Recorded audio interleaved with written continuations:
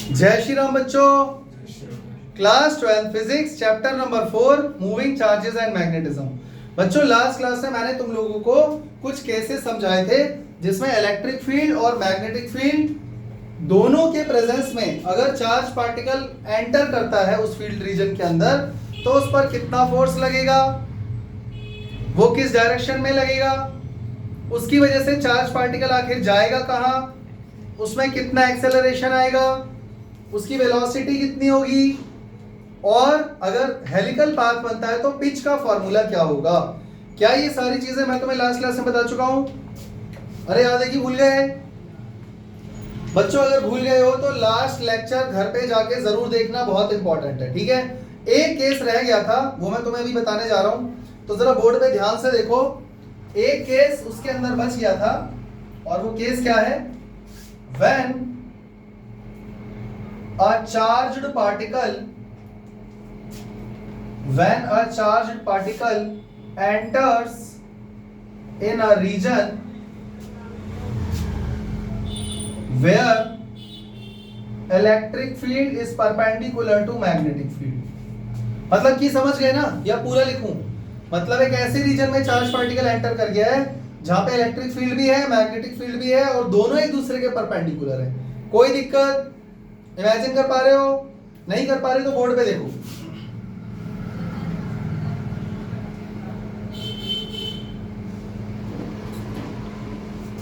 ये क्रॉस वाली जो मैं लाइन बना रहा हूं बच्चों, ये है मैग्नेटिक फील्ड, ये है हमारा मैग्नेटिक फील्ड बी। बच्चों क्रॉस का मतलब समझ गए? Perpendicular to the plane of board and inside the plane of board. हाँ या ना? बच्चों ये रहा इलेक्ट्रिक फील्ड, चेक करो इलेक्ट्रिक फील्ड कहां जा रहा है? राइट साइड में on the surface of plane of board. ये हमारा इलेक्ट्रिक फील्ड है। अब बच्चों ये जो चार्ज पार्टिकल है Q, ये v वेलोसिटी के साथ एंटर कर गया है इस रीजन के अंदर। बच्चों बात समझ में आ रही है? मैग्नेटिक फील्ड सारा बोर्ड के अंदर जा रहा है, इलेक्ट्रिक फील्ड इधर जा रहा है, दोनों परपेंडिकुलर है कि नहीं? चार्ज पार्टिकल किधर एंटर कर गया? परपेंडिकुलरली, दोनों के परपेंडिकुलर। चेक करो, चार्ज पार्टिकल इलेक्ट्रिक फील्ड और मैग्नेटिक फील्ड दोनों के परपेंडिकुलर एंटर कर गया है इस रीजन में विद वेलोसिटी v। इतनी बात समझ में आ गई या नहीं? अब आप दिमाग लगाओ और ये बताओ टोटल फोर्स कितना लगेगा और ये चार्ज पार्टिकल आखिर जाएगा कहां? चेक करें। तो पहले चेक करते हैं force due to electric field on charge particle F E। Electric field की वजह से चार्ज पार्टिकल पे कितना फोर्स लग रहा है बच्चों? जैसे ही वो एंटर करेगा, हमेशा याद रखना इलेक्ट्रिक फील्ड पॉजिटिव चार्ज को अपने साथ बहाकर ले जाता है। हाँ या ना? तो इस पर फोर्स कितना लगेगा? Q E। अरे चैप्टर 1 में पढ़ा तो था यार, ऐसे क्यों कर रहे हो? कोई दिक्कत? बच्चों मैग्नेटिक फील्ड के अंदर भी तो एंटर कर गया, उसकी वजह से भी तो फोर्स लगेगा। तो वो फोर्स कितना होगा? Force on charge particle due to magnetic field. Magnetic field की वजह से कितना फोर्स लगेगा? F is equal to QVB sine 90 degree. बोलो हाँ, सही या गलत? पर बच्चों इसकी डायरेक्शन क्या होगी जरा चेक करो। देखो इलेक्ट्रिक फील्ड चार्ज पार्टिकल को अपने साथ ले जाना चाहता है, यानी इधर ले जाना चाहता है। अब चार्ज पार्टिकल ऊपर भी जा रहा है, इलेक्ट्रिक फील्ड उसको इधर खींच रहा है, तो क्या उसका पाथ ऐसा नहीं हो जाएगा? मेरी बात समझ पा रहे हो कि नहीं? इलेक्ट्रिक फील्ड इधर की तरफ धक्का मार रहा है, चार्ज पार्टिकल ऊपर जा रहा है। इलेक्ट्रिक फील्ड इधर की तरफ धक्का मार रहा है, चार्ज पार्टिकल ऊपर जा रहा है। तो भैया धीरे धीरे वो इधर की तरफ ही तो बैंड हो जाएगा इस फोर्स की वजह से। हाँ या ना? अब आप चेक करो मैग्नेटिक फील्ड की वजह से किधर फोर्स लगेगा? राइट हैंड पाम रूल याद है कि भूल गए? फिंगर्स कहां जा रही होती हैं? जहां पे मैग्नेटिक फील्ड है, तो फिंगर्स मैग्नेटिक फील्ड के साथ अंदर जा रही है और वेलोसिटी ऊपर की तरफ है, थंब। तो चेक करो फोर्स इधर लगेगा कि नहीं? इस तरफ पाम है, नहीं समझे? या फिर right hand left hand thumb ये लगा लो, फ्लेमिंग्स लेफ्ट हैंड रूल। तो चेक करो मैग्नेटिक फील्ड अंदर जा रहा है, वेलोसिटी कंपोनेंट ऊपर है तो थंब की डायरेक्शन में फोर्स तब भी इधर लग रहा है, सही है। अब आप चेक करो, पार्टिकल जा रहा है ऊपर, फोर्स लग रहा है मैग्नेटिक फील्ड की वजह से इधर, चार्ज पार्टिकल जा रहा है ऊपर, मैग्नेटिक फील्ड की वजह से फोर्स लग रहा है लेफ्ट साइड में, पार्टिकल कहां जाएगा, हाँ या ना, हाँ या ना, भाई ऊपर भी जाना चाहता है इधर भी जाना चाहता है। तो अब मुझे ये बताओ, इलेक्ट्रिक फील्ड उसको उधर ले जाना चाहता है, मैग्नेटिक फील्ड इसको इधर ले जाना चाहता है। अब ये चार्ज पार्टिकल फाइनली जाएगा कहां, इधर या उधर, क्यों, साइन 91 होता है भैया, उसकी बातों में मत आया करो, समझ गए ना। तो अब दोनों फोर्स, एक फोर्स इधर ले जा रहा है एक फोर्स इधर ले जा रहा है। बच्चों जरा दिमाग लगाओ, जरा दिमाग लगाओ, अगर ये दोनों फोर्स का मैग्नीट्यूड बराबर हो गया, मतलब दोनों फोर्स का मैग्नीट्यूड बराबर हो गया, मान लो if by chance let Fe is equal to Fb, B मतलब Fm मैग्नेटिक फील्ड, मतलब कि QE अगर इक्वल हो जाए QVB के, तो जरा चेक करो, चार्ज पार्टिकल सीधा चला जाएगा अनडिफ्लेक्टेड, हाँ या ना। तो अगर ये वाला केस हुआ, सिर्फ ये वाला केस, अगर ये दोनों इक्वल हो गए, then charge particle will go straight, clear हो गया, गो स्ट्रेट अनडिफ्लेक्टेड, अनडिफ्लेक्टेड, सीधा चला जाएगा बिना डिफ्लेक्ट हुए, समझ में आ गया। अच्छा मान लो इलेक्ट्रिक फील्ड वाला फोर्स ज्यादा हुआ तो ऑब्वियस सी बात है थोड़ा बड़ा कर्व बनाएगा पर जाएगा इधर ही, क्योंकि ये फोर्स कुछ तो इफेक्ट माइनस कर ही रहा होगा। मैग्नेटिक फील्ड बड़ा हुआ, ये इसका फोर्स छोटा हुआ, मैग्नेटिक फील्ड की वजह से लगने वाला फोर्स बड़ा हुआ, इलेक्ट्रिक फील्ड वाला फोर्स छोटा हुआ, तो इधर जाएगा, कॉमन सी बात है, क्लियर हो गया। तो ये केस लास्ट क्लास में रह गया था, आई होप आप लोगों को समझ में आ गया होगा। चले अगले टॉपिक की तरफ।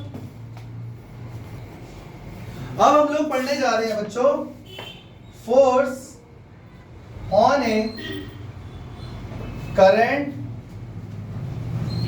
Carrying conductor placed in a uniform magnetic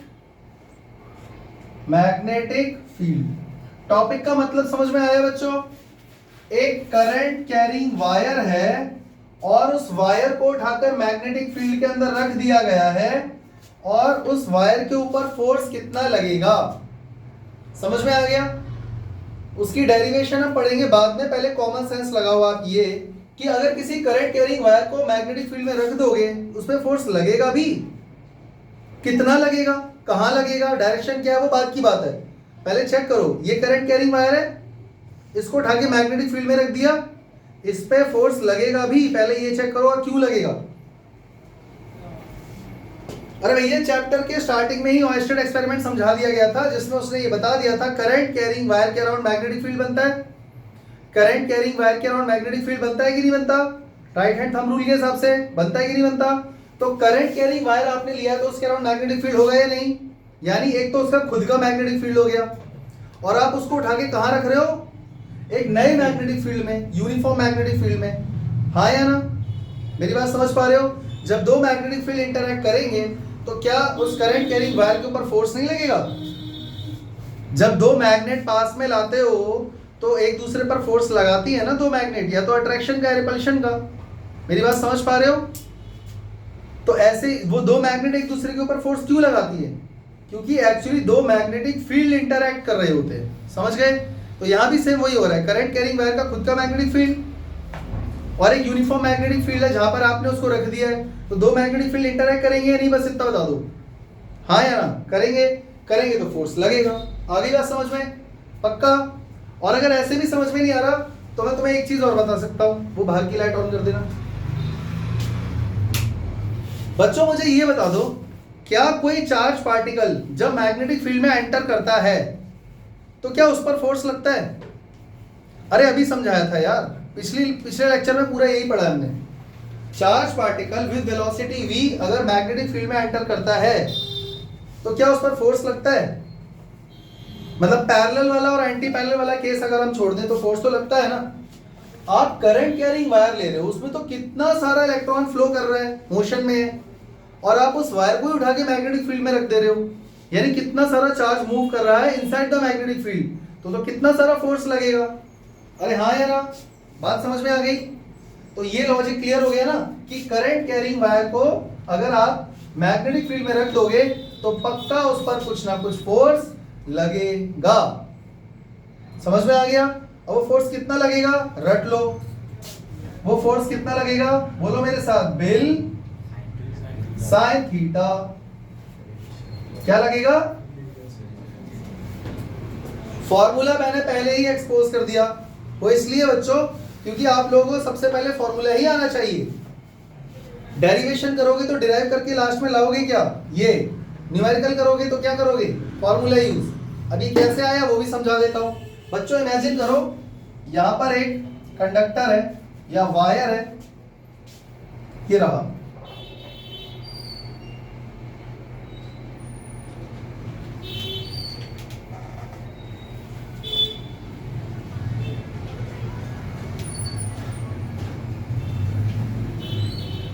इसके अंदर करंट फ्लो हो रहा है, इस डायरेक्शन में करंट है आई, कोई दिक्कत? बच्चों इसका एरिया ऑफ क्रॉस सेक्शन मान लो है ए, कोई दिक्कत? बच्चों इसका एरिया ऑफ क्रॉस सेक्शन का जो रेडियस है उसको मान लो आर, कोई दिक्कत? बच्चों इसकी लेंथ को क्या मान लेंगे, एल। समझ में आ गया? बच्चों दिमाग लगाओ, इलेक्ट्रिक फील्ड किधर जा रहा होगा, इधर, क्योंकि पक्का आपने इसको बैटरी से जोड़ा होगा, बैटरी का पॉजिटिव टर्मिनल इधर रहा होगा, नेगेटिव इधर रहा होगा, तभी तो करंट ऐसे जा रहा है, हाँ या ना? अगर करंट इधर जा रहा है तो बच्चों इलेक्ट्रिक फील्ड की डायरेक्शन यही होगी कि नहीं जो मैंने बनाई है? अब बताओ करंट किधर जा रहा है, राइट साइड में, तो इलेक्ट्रॉन किधर जा रहा होगा, लेफ्ट साइड में, कोई दिक्कत? यहां तक कोई दिक्कत? बच्चों यहां पर ये तो कंडक्टर की मैंने सारी डिटेल बता दी आप लोगों को, लेकिन इस कंडक्टर को उठाकर किसी मैग्नेटिक फील्ड में रखा गया है, हाँ या ना? कहाँ है मैग्नेटिक फील्ड? तो बच्चों 2 मिनट के लिए ये इमेजिन कर लो कि ये रहा मैग्नेटिक फील्ड, देखो ये रहा मैग्नेटिक फील्ड,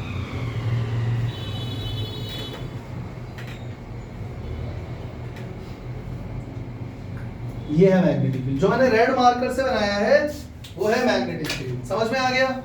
ऐसा इसलिए क्योंकि क्या ये जरूरी है कि कंडक्टर को उठा के मैग्नेटिक फील्ड के पैरेलल ही रखा गया हो या परपेंडिकुलर रखा गया हो, कैसा भी हो सकता है, तो मैंने ऐसा बना दिया, कोई दिक्कत? तो मान लो बच्चों ये जो हॉरिजॉन्टल सरफेस है या जो एक्सिस है इसका, उसके साथ मैग्नेटिक फील्ड का एंगल बन रहा है थीटा। क्या एंगल बन रहा है, थीटा। समझ में आ गया? तो जो जो पैरामीटर आपने इसमें यूज करे एक बार लिख दूं।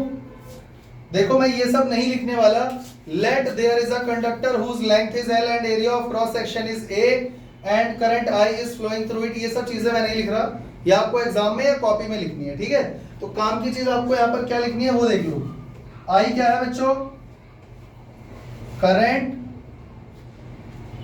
इन कंडक्टर, एल क्या है, लेंथ ऑफ कंडक्टर या वायर, बच्चों ई क्या है, चार्ज इन मोशन, जो भी वो मूव कर रहा है।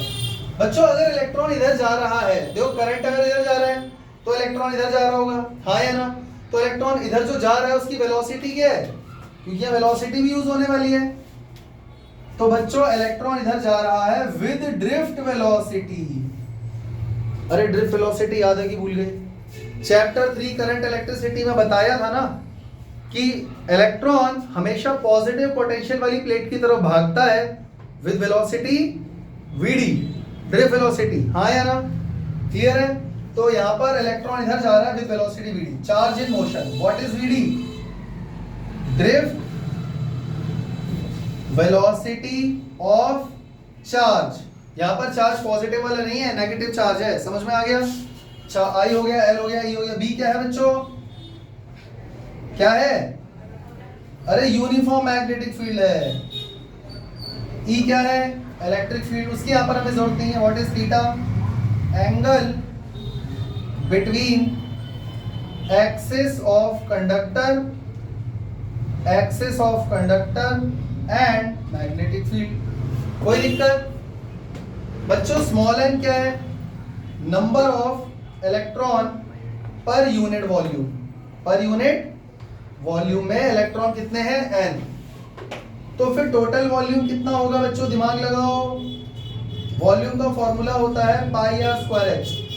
सिलेंडर का वॉल्यूम का फॉर्मूला क्या होता है? पाई आर स्क्वायर एच। बच्चों चेक करना, ये अगर सिलेंडर है तो इसका पाई आर स्क्वायर तो ये हो गया,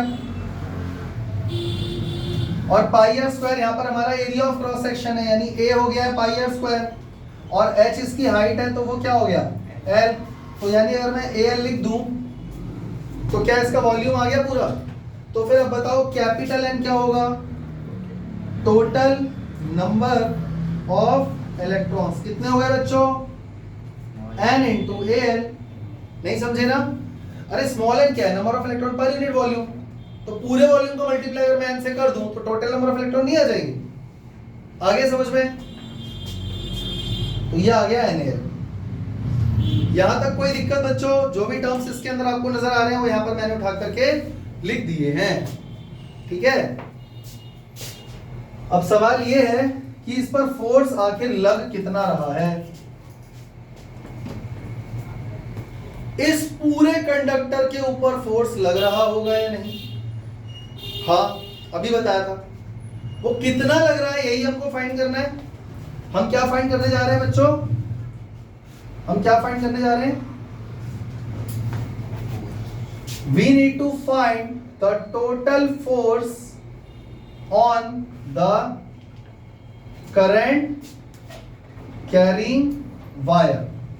यही हमको फाइंड करना है, हाँ या ना? बच्चों पूरे वायर पे टोटल फोर्स एक बार में इकट्ठा फाइंड कर लोगे? नहीं कर पाओगे। क्यों ना? एक इलेक्ट्रॉन के ऊपर लगने वाला फोर्स फाइंड कर रहे हैं। मेरी बात समझ पा रहे हो या नहीं? यहां पर बहुत सारे चार्ज फ्लो कर रहे हैं इस डायरेक्शन में, सही है? तो आप किसी एक चार्ज के ऊपर फोर्स फाइंड कर लो पहले।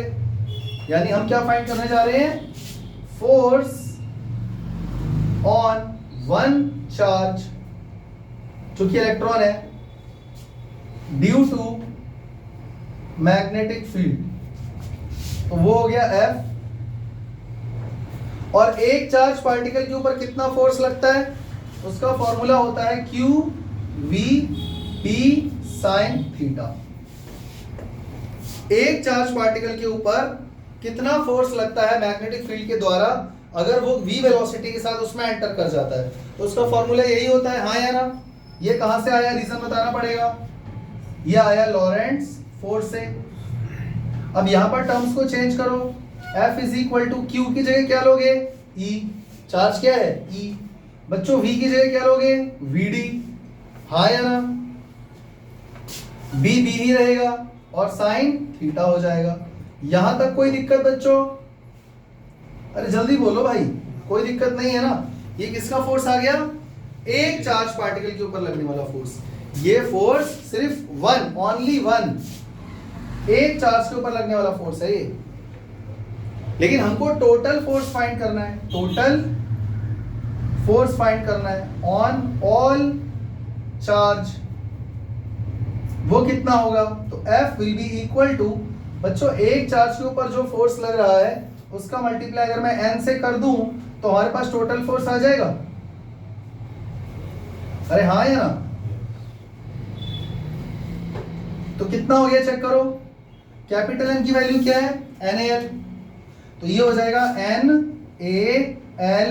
E VD B sin theta. कोई दिक्कत?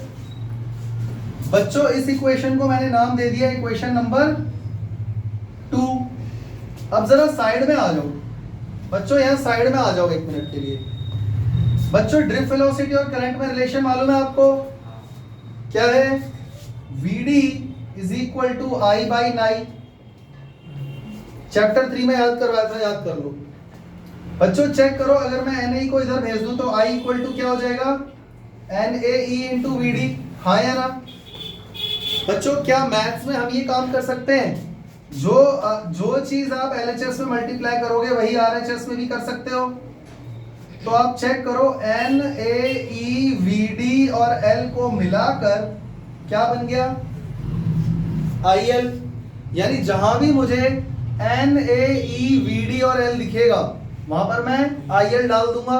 तो चेक करना NaEVD और ये सब दिख रहा है, तो इसकी जगह क्या आ गया बच्चों, चेक करो ILB sin थीटा। नहीं आया समझ में? पक्का? तो इसका मतलब इसको क्या मैं ऐसे लिख सकता हूं, F इज इक्वल टू आई बाहर आ गया P क्रॉस L, हाँ या ना? यानी इस वायर के ऊपर, इस करंट कैरिंग वायर के ऊपर टोटल फोर्स इस समय बिल साइन थीटा लग रहा है। क्या लग रहा है? Bill sine theta. इसको ऐसे याद कर लो, बिल। अरे बिल फाड़ते हो कि नहीं फाड़ते? BIL BIL BIL BIL sine theta, BIL sine theta, समझ गए? तो ये आ गया आपके पास टोटल फोर्स न्यूटन में। कोई दिक्कत? इसके अंदर केसेस भी हैं, वही केसेस हैं। अगर थीटा 0 हो जाएगा तो इसका मतलब क्या है? मान लो इसी के अंदर ले लिया हमने case number 1, if theta is equal to 0 degree और 180 डिग्री। तो चेक करो, इसका मतलब ये जो मैग्नेटिक फील्ड है वो ऐसा हो जाएगा। भाई दोनों का एक्सिस या तो पैरेलल है या एंटी पैरेलल है, तो दोनों ही केस में फोर्स कितना हो जाएगा? 0। और केस नंबर 2 का मतलब क्या है? If theta is equal to 90 degree, मतलब कि L परपेंडिकुलर है मैग्नेटिक फील्ड के, तो F कितना हो जाएगा? BIL, ओनली बिल, जो कि मैक्सिमम होगा। नहीं आ रहा ना समझ में? आ गया? पक्का? तो अब ये बात याद रखना, जब भी किसी करंट कैरिंग वायर को मैग्नेटिक फील्ड के अंदर रखा जाएगा तो उसके ऊपर फोर्स लगेगा बिल साइन थीटा। कोई दिक्कत? और डिराइव करने को आ जाए तो कुछ मुश्किल नहीं है, पहले फिगर बना लो अच्छे से एकदम बढ़िया सा, सारे टर्म्स यहां उनको डिफाइन कर दो। कोई दिक्कत? जब तुम डिराइव करोगे तो लॉरेंट्ज फोर्स लगा के वैल्यू पुट करना। यहां पर तुम्हें बस ड्रिफ्ट वेलोसिटी का फॉर्मूला याद होना चाहिए। यहां से NaE into VD into L की जगह IL आ गया, हो गया बिल साइन थीटा। सिंपल है, समझ में आ गया बच्चों ये डेरिवेशन आज घर जाकर कॉपी में लिख लेना, इसको याद कर लेना, नोट डाउन कर लेना, और वो सारे केसेस जो इससे पहले करवाए थे जरूर कर लेना। लास्ट क्लास में मैंने करवाया था वो भी देख लेना। तो नेक्स्ट क्लास में हम लोग नए टॉपिक की तरफ चलेंगे। मिलते हैं अगली क्लास में, तब तक के लिए जय हिंद, जय श्री राम। जय हिंद।